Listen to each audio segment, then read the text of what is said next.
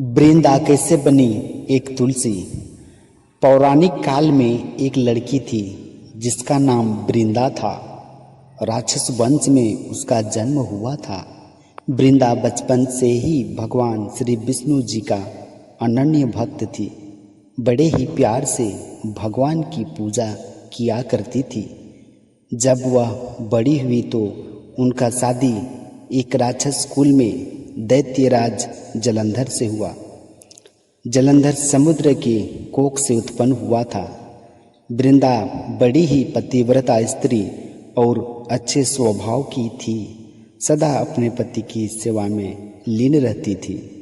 एक बार देवताओं और दानवों के बीच में भयंकर युद्ध हुआ। जब जलंधर युद्ध पर जाने लगे तो वृंदा ने कहा, स्वामी, आप युद्ध पर जा रहे हैं। आप जब तक युद्ध में उपस्थित रहेंगे मैं पूजा में बैठकर आपकी जीत के लिए भगवान से प्रार्थना करूंगी, और जब तक आप वापस नहीं आएंगे मैं अपना पूजा पाठ करती रहूंगी।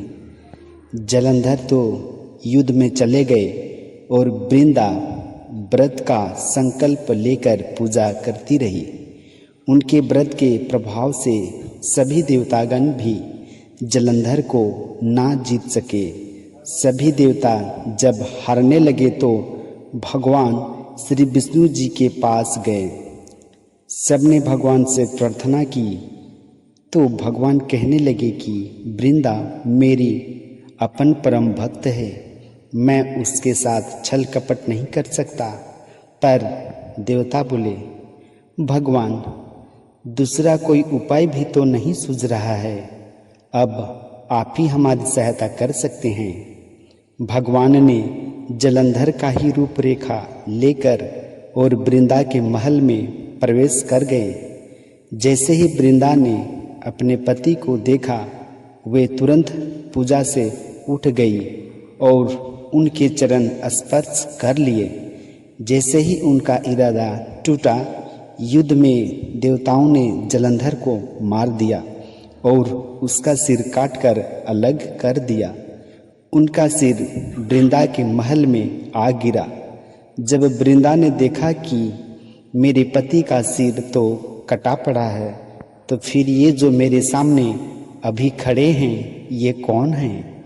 उन्होंने पूछा, आप कौन हैं जिसका चरण मैंने छुआ? तब भगवान अपने बेश में आ गए, पर वे कुछ ना बोल सके। वृंदा सारी बातें समझ गई। उन्होंने भगवान को श्राप दे दिया, आप पत्थर के हो जाओगे। भगवान तुरंत पत्थर के हो गए।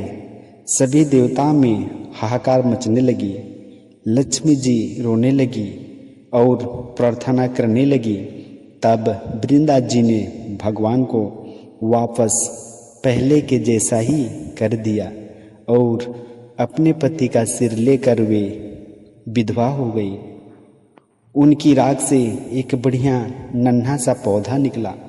तब भगवान श्री विष्णु जी ने कहा, आज से इनका नाम तुलसी रखा गया है और मेरा एक छद्म वेश इस पत्थर के रूप में होगा, जिसे शालिग्राम के नाम से तुलसी जी के साथ पूजा की जाएगी, और मैं बिना तुलसी जी के बिना प्रसाद ग्रहण नहीं करूँगा।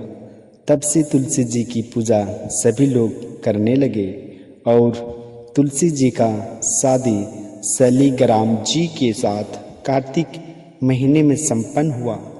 देव उठनी एकादशी 11वें दिन के दिन इसे तुलसी विवाह के रूप में हिंदू सनातन धर्म में मनाया जाता है। तुलसी महारानी की जय हो। हरि हरि बोल। वृंदावन बिहारी लाल की जय हो।